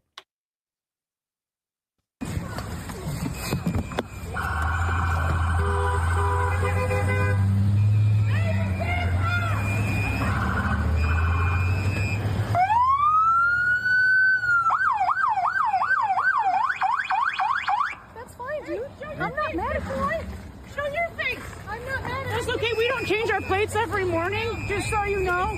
It'll be the same plate when you come talk to us later. That's fine. U.S. citizen. You want to come at us? You want to come at us? I say go get yourself some lunch, big boy. Go ahead. Out of the car. Get out of the car. Get out of the car. Oh!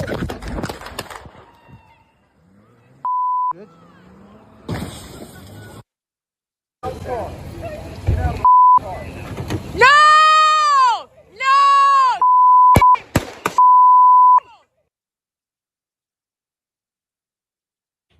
It's just that quick. Do we want to watch that again? Yes. Yeah, can we watch that again? Let's do it.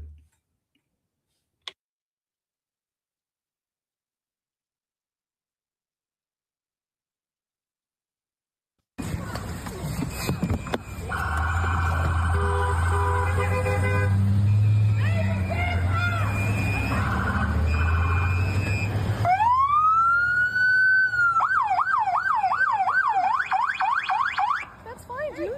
I'm not mad at you. Show your face. I'm not mad at you. That's okay. We don't change our plates every morning, just so you know. It'll be the same plate when you come talk to us later. That's fine. U.S. citizen. You want to come at us? You want to come at us? I said go get yourself some lunch, big boy. Go ahead. Out of the car. Get out of the car. Get out of the car. Oh!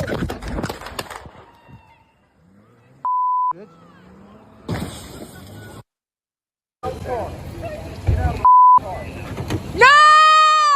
No!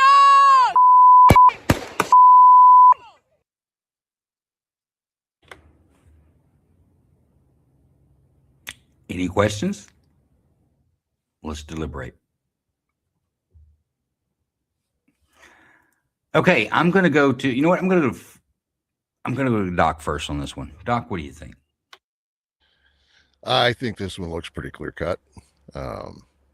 If you don't try to run over feds, they don't shoot you, typically. Well, we just had a case on trespassing where they were just trying to get away. This is what a lot of folks have said, that her intentions, she was just trying to get away. She didn't try to run him over, and his life was, a reasonable person would not have believed their life was in danger or a threat.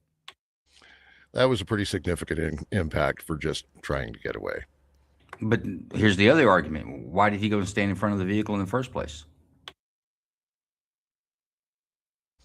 Well, it's obviously they were in the process of trying to detain the driver. She was being told to shut the car off to get out of the car. She decided that she was going to back up, turn, and go for it. And she was still steadily getting it after, until the car impacted the power pole. Yeah, I'm not sure if she was actually driving it at that time. She was just occupying it. But so you're comfortable with, or you believe that a reasonable person could believe that their life was in danger and deadly force was needed? Yeah, that's where I'm leaning. Okay. Let's go to advocate for education. What do you think? Lady was shot in a car. She was shot in a car because she doesn't know how to bang a Yui. So let's just stop there. But, maybe if she did, she wouldn't have got herself into that predicament. Yeah. No, I agree with, who was it? Doc who just said it. They, told her to get out of the car, step away, like all the X, Y, and Z things that you are supposed to do that are correct. And she chose to bang it in reverse, back that up and plow out of there. And no, I think she had every intention on attempting to hit somebody or run them over prior to getting away. 100%. That's just my own opinion though.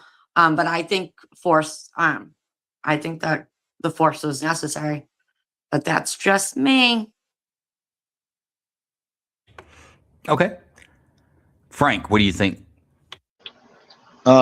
Justified, no bill. I mean, I've seen these videos, 100 of them, and they'll go, well, she was turning her wheels to get away. Well, yeah, she was turning her wheels to get away, but she hit a federal agent. So, yeah, it's a no bill. It's a no-brainer also. So nobody has an issue with the officer putting himself, because one of the things that will relieve your ability to use self-defense, if you put yourself in jeopardy, then claim self-defense to get out of it. No. We're standing in front of the vehicle, right? Well, he had just gotten out of his car. It was on our truck, and he was coming. No, what we watched, he walked all the way around the vehicle. Yeah. We used the first camera view. Okay. Yeah. So it wasn't, I don't believe he put himself in front on purpose. I think he was in motion when she took off. Okay. Yeah. Corey, what do you think? No, Bill. Guess what? This is why you don't come try to mess up their investigation. You don't box them in. You don't do all of that. Now, some people can say, well, she wasn't trying to box them in. She was only just in there trying to agitate. Well, guess what? This is a lesson to be learned. This is why you don't do that. And then even if you were intent or not intending to hit the federal agent, you did. So there are consequences to go with that. He has a reasonable right to feel that his life is in danger. So guess what? Rest in heaven, rest in paradise, wherever you're at in the afterlife.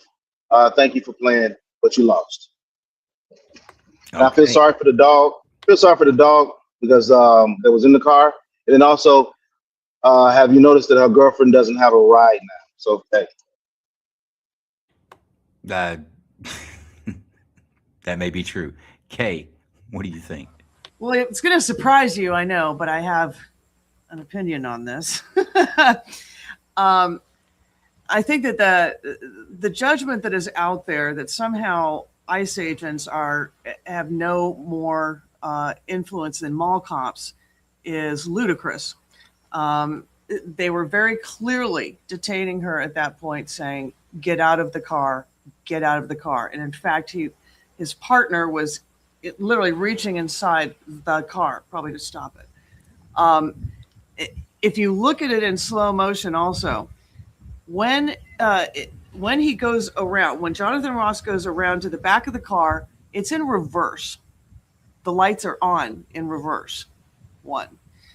His partner's reaching into the car. Ross had been dragged doing the same thing not 6 months before and was injured badly. I think he was protecting his partner. I also think that Ross was concerned more about the wife or partner, whoever she is, because she was very mouthy, right? When you look at it in slow motion, though, also, after when she starts to take off, that front left tire spinning on the ice. Had it not hit that ice, it would have been a much more severe injury. Ross could not see the tires. You know, none of the shooting out the tires stuff. But regardless, why would you? Why would you? But he can clearly see her turning the steering wheel. That's within his point of view. Yes, but she was detained. And that was probably his first indication that she's going to run. And that's not okay. All morning. Hang on now. This is the crutch of the argument. This is what the other side is saying. I say the other side. This is what one side's saying, is that she was against Tennessee versus Garner. She was shot because she attempted to flee. No, she was shot because she had violated 18 USC 111 and 18 USC 115. When you threaten, impede an operation of a federal officer, You cannot be shot for this. You can only be shot for I understand. the use of deadly force being used against you, a threat. You can't I be shot for understand. any 18 USC code. But in terms of quite literally, when you slow it down again, he was hit and then that first shot goes off. Okay. He didn't see the tire was spinning. Between being worried about his partner, between the fact that she was detained and obstructing justice and resisting arrest and all of that. This was someone who had been harassing all day and threatening all day. And this is my problem with all of it is, I wish it had not happened. I really, really, really do. But at the same time, had that tire not spun, he would have been hurt an awful lot worse. And this is a horrifying thing, but I'm going to say no, Bill, all day long on this one. These are not mall cops or just security guards. Feds are, well, as you guys probably know, in a way, they're super cops. And this was. Hang on, listen, we get crazy. They're federal agents. That's what they are. I understand, but this is something that I also think, by the way, that the organization that's training them to do this ought to be indicted as well for conspiracy on this. This is. You're saying the lady was shot, that she was allegedly a part of an organization that trains her to. Yes. In Oh, block yes. fights. Yeah. Yes. They train them to do this, and they mistakenly sort of gloss over the federal. Well, but I'm gonna pull the reins back on you a little bit, because in the grand jury, we're only here to talk about the use. Oh, of I know. force. Well, I know. We talk No, about the use of force. All that other, I don't necessarily. And by the way, folks, we have an after space after this on X. Join us, and we'll get into this in detail, I'm sure. But I'm just for saying, the no panel, we think the use of force was reasonable because the actor or the shooter had a reasonable belief to be fear for his life or serious bodily injury. Is that what we're saying? Yes. I tell you what, down to 14 seconds. Let's do a vote. Going to you first, Corey Brooks. True bill or no bill? No bill. Gotcha. Frank, true bill or no bill? No bill. Gotcha. Advocate, true bill or no bill? No bill. Kay, true bill, no bill. I think y'all can guess. No bill. No bill. Doc, were you lying on this? True bill or no bill? No bill. No bill, no formal charges. Now, I normally don't do cases that are like all over the place. Everybody has preconceived notions on it, but I did this one for this reason. Let's go back and look at this. The 2 points that folks that are saying that this was not a good shoot, the 2 points they say is that the injury that he could have sustained wasn't sufficient enough to be, he shouldn't have been fearful for that. And the other, he should have placed himself in front of the vehicle. I'm going to counter that with these 2 pieces of video. And I will put this up to any legal scholar out there would like to challenge me on these points. Here they are. You want to come at us? You want to come at? This is the shooter. He exits his vehicle. He takes out his cell phone. He walks around that vehicle 360 to stop at the front passenger side in a conversation with the passenger of that vehicle. He has interactions with both of them. He doesn't say a word. So the idea is where people are talking about he's angry and aggressive. I don't see that here. He's simply documenting this stop. Now, as this interaction is going over about, boy, you better get some lunch if you're going to mess with me because I'm almost a real boy conversation, you can hear the other agents that are coming up telling her to turn the vehicle off. They're going to effect an arrest. So contact is being made with the driver, like verbal contact. So let's listen to that. And then I'm going to stop this video at one point and show you another aspect of it. But listen to that so you understand where the timing is, what's happening simultaneously outside of the camera's view. At us? I say go get yourself some lunch, big boy. Go ahead. Do you see the agents in the back getting out of the vehicle? They're walking to the driver, right? While she's talking about getting lunch. So there's other things that are happening here. You're going to see the same thing happen in the other video, and it's important to pay attention to the timing. Out of the car. Get out of the car. Now, it looks like our officer's walking in front of the vehicle there, right? And he does. He moves slightly towards that way. But what is the vehicle doing now? Watch the tires of the vehicle. This is the important part. When we say he's standing in front of the vehicle, he's not in front of the vehicle now. He's at the front fender. Get out of the car. She backs and turns. You see her wheels? She turns in front of him. He doesn't move in front of her. And then we hear the impact.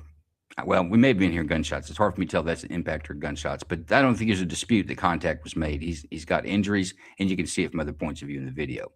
Now, that same point, I want to go back and you watch it from the rear. You'll see my point. He wasn't standing in front of the vehicle. She turned the vehicle and aimed it towards him, and I think a reasonable person at that point would believe that their life's in danger. If you back the vehicle up, aim it at me, and he'd go forward. Because this is essentially what has happened here. Okay, so she's not in drive. She's on the brakes. You see her tail light? She's not in reverse. She's on the brakes. I'm gonna play it from here.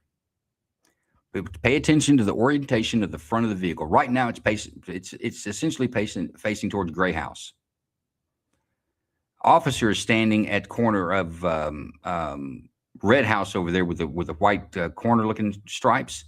He's essentially right in that spot. If you look over the vehicle, that's where he's at right now. But pay attention to how the vehicle is going to move.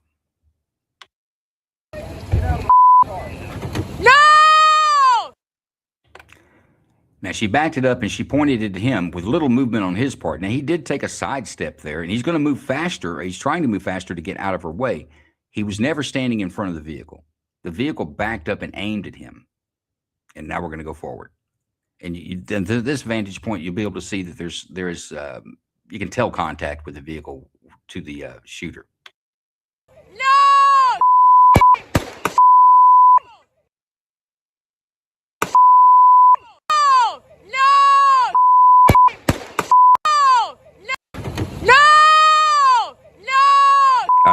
Point a couple of times.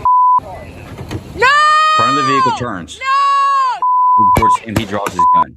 His gun's not out. This other thing I heard too. He had his gun out. He draws his gun right there. He draws his gun as soon as the vehicle's pointed at him.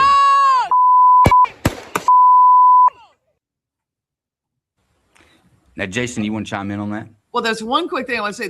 There's actually a point when he's from Ross's video. Okay, you catch the last glimpse of her, and she's smiling as she's about to hit him.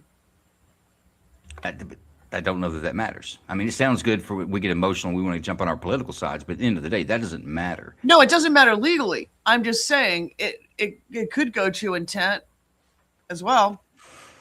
I think the turning of the vehicle is the key there, and that's something I haven't seen on any major broadcast. There, if you listen to the story, he was standing in front of the vehicle. He was not standing in front of the vehicle. The vehicle turned, and you look at the gray house. You can see it in the video. It is clearly pointing straight at the gray house, and as she backs up, like we do when we pull out of a parking space and put our front end facing in another direction, she points the cars. Now, whether she does this intentionally or not, I don't know. But I think it's reasonable if you're outside that vehicle to believe that your life's in danger or serious bodily injury could be coming your way because this vehicle just aimed at you is now moving forward and not just inching forward. It's moving. It wasn't moving like the side-by-side went past the guy in the trespassing situation. And she's giving it the gas. Do you think also, though, that he was concerned about his partner in that, in the window being dragged? I don't know. I know you guys bring up that dragging part. But you and I know as well as that's not. I've even heard people say he should have been on the street. He should have because of trauma. No, cops get into stuff all the time. They go back to work. That's what you should learn about a dragging is don't hang on to a vehicle. I don't. You know what he could have. I would say it could be reasonable that's that way, but I don't think we even have to go to that step. It's reasonable to believe that he's concerned about it's happening fast. He's only got time to think about himself at this point. Okay. Yeah. 1 second. Let's look at this. 1 second. He's not in danger if she drives away. And then the next second she is. And we can put a clock to it if you want. Here it is. Vehicles clearly pointing towards the gray house. In the rear backup indicators are on. So this vehicle is in reverse. But it's pointing at the gray house. Officers are coming up telling her to turn off her vehicle. He's going to get his hand inside that car door trying to get her door unlocked. But she's going to drive past him at that point, the contact officer. But right now, from this point of view, you can't see the shooter. The shooter's not there. The shooter's going to appear over the hood of that car, but he's not moving. Pay attention. No! No! Now, which direction is the car pointing now? It's pointing directly at him. What is he supposed to do? Yeah. Jason, have you looked at it from this point of view? I have, and I the only thing I can say to this is like they didn't not one agent has their guns drawn. Not one. This was a simple stop and detain type thing. She dictated the situation. ICE did not.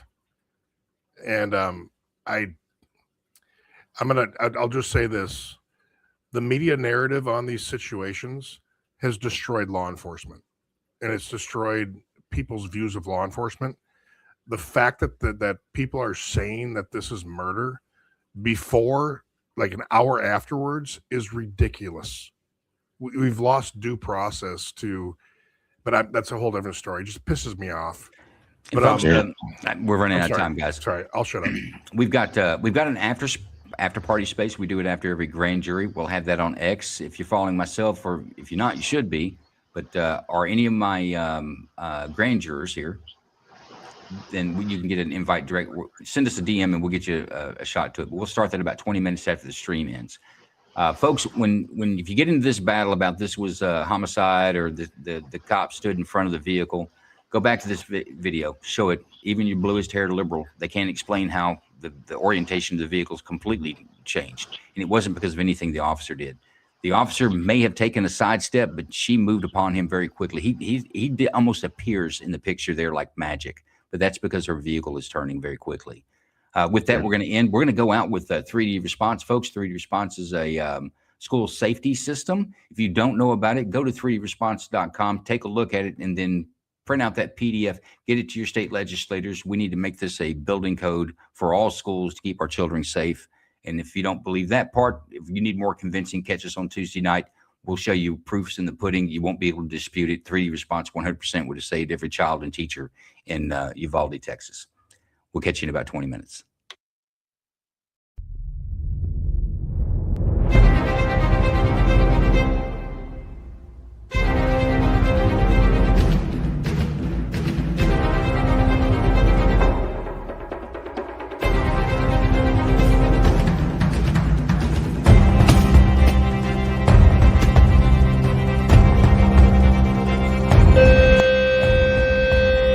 Law enforcement is on the way.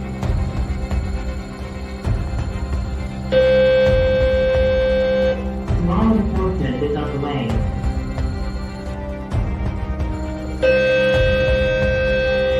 Law enforcement is on the way.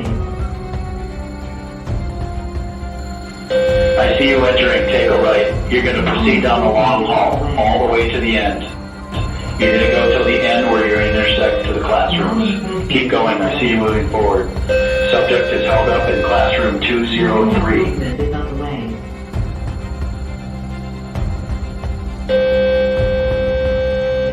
Law enforcement is on the way.